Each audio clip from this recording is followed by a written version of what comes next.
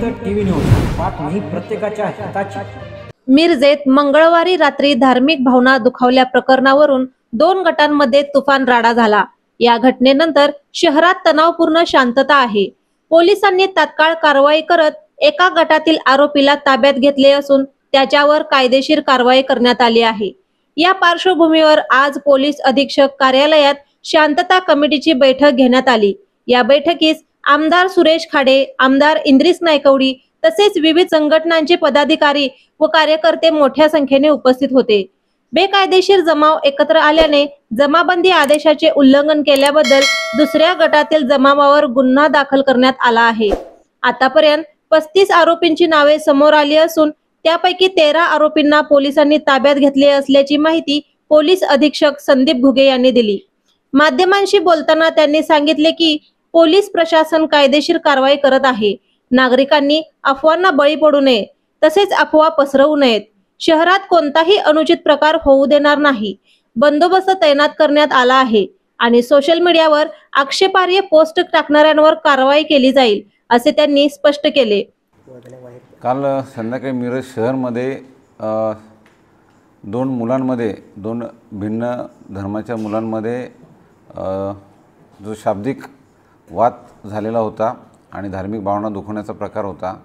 त्या अनुषंगानं शहरमध्ये गर्दी जमा होऊन पोलीस स्टेशनकडे जो जमाव आला त्यांच्याकडून प्रमुख मागणी होती की पोलिसांनी तात्काळ त्या ठिकाणी कारवाई करावी, गुन्हा दाखल करावा।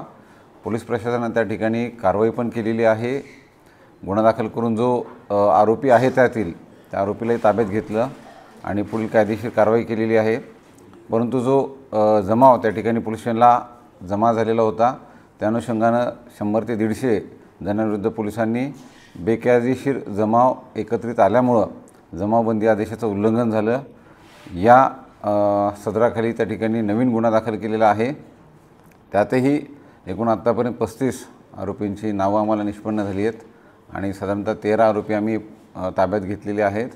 माझं सर्व नागरिकांना आपल्या माध्यमातून आव्हान असेल की आपण कुठेही अफवांना बळी पडू नकात आणि आपल्याकडून कोणत्याही स्वरूपाच्या अफवा पसरवू नकात। जिल्हा पोलीस प्रशासनाला त्या ठिकाणी सहकार्य करा। कोणताही अनुचित प्रकार शहरामध्ये आम्ही होऊ देणार नाहीत। त्यासाठी पोलीस प्रशासन सज्ज आहे। योग्य तो बंदोबस्तही तैनात करण्यात आलेला आहे आणि पुढील कायदेशीर कारवाई आमच्याकडून चालू आहे। काल मिरज शहरमध्ये जो प्रकार घडलेला आहे त्या अनुषंगानं आज आम्ही शांतता समितीची बैठक आयोजित केलेली होती, ज्यामध्ये माननीय आमदार महोदय, सर्व शांतता समितीचे प्रतिष्ठित नागरिक त्या ठिकाणी सहभागी झालेले होते। त्यांच्याकडूनही सर्व नागरिकांना शांततेचं आवाहन करण्यात आलेलं आहे आणि त्याचबरोबर पोलीस प्रशासनाला हे पण निदर्शनास येते की सोशल मीडियाचा वापर करून काही जण चुकीच्या पोस्ट प्रसारित करत आहेत। तर अशाही लोकांवर आम्ही कायदेशीर कारवाई करत आहोत।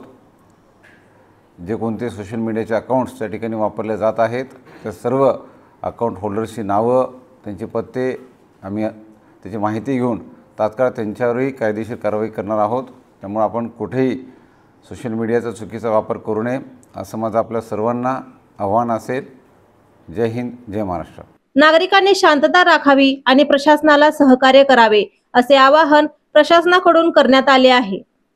अधिक माहितीसाठी पाहत रहा जनहित टीव्ही न्यूज। जनहित टीव्ही न्यूज बातमी प्रत्येकाच्या हिताची।